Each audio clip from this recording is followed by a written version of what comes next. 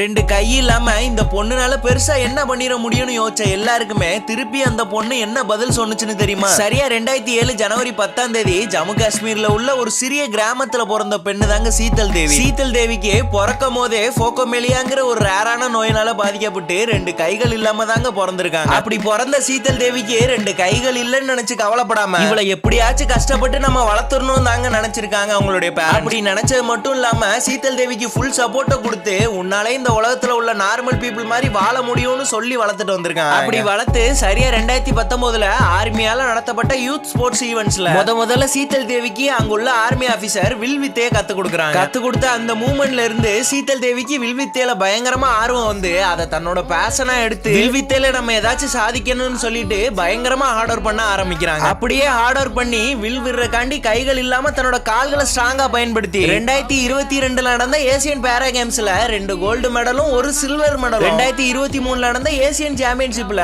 ஒரு கோல்டு மெடலும் ஒரு சில்வர் மெடலும், அதே 2023 நடந்த வேர்ல்டு சாம்பியன்ஷிப்ல ஒரு சில்வர் மெடலும், அகைன் 2024 நடந்த பாரிஸ் ஒலிம்பிக்ல ஒரு பிரான்ஸ் மெடலையும் நம்ம நாட்டுக்காண்டி வாங்கி கொடுத்திருக்காங்க நம்ம சீத்தல் தேவி. இந்த ஒரு விஷயத்தினால தன்னோட 17 வயசுல சீத்தல் தேவி ரெண்டு கை இல்லாம நம்ம இந்தியன் கவர்மெண்ட் கிட்ட என்ன வாங்கினாங்க தெரியுமா?